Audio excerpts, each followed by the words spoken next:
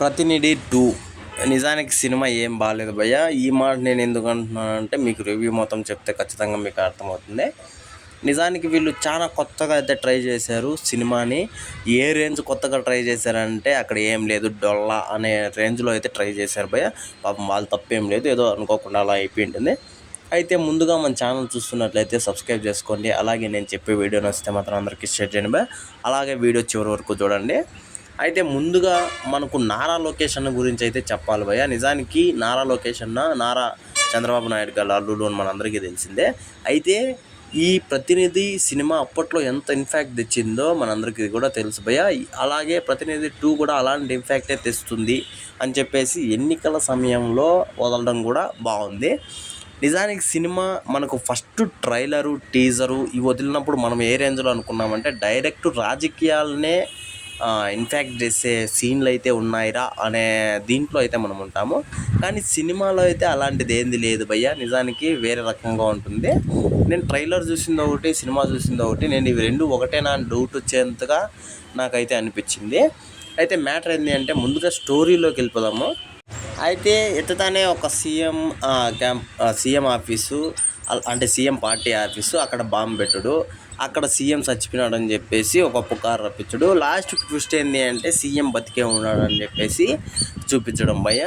అంటే వీళ్ళు ఏ రకంగా అనుకున్నారో తెలియదు, కానీ వీళ్ళు అనుకున్న పాయింట్ ఆఫ్ వ్యూలో అయితే సినిమా మనకి ఎక్కడో కొడుతుంది రాజా అన్న ఫీల్లో అయితే ఉంటుంది.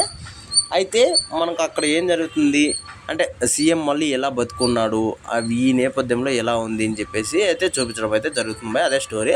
అయితే ఇక్కడ హీరో క్యారెక్టరైజేషన్ ఏంటి అంటే ఒక జర్నలిస్ట్ అయ్యుండి, అంటే జర్నలిస్టు పని మాత్రమే కాదు, నిజాయితీగా నిక్కసూటిగా ఎలాంటి నాయకుడినైనా నిలదీసి అడిగే ఒక మనిషిగా అయితే నిజాయితీపరుడుగా అయితే ఉంటాడు భయ్య. ఆ ఒక క్యారెక్టర్ని అయితే మెచ్చుకోవచ్చు. ఆ క్యారెక్టర్తోనే కనీసం ఈ సినిమా ఒక రేంజ్కి అయితే పోతుంది.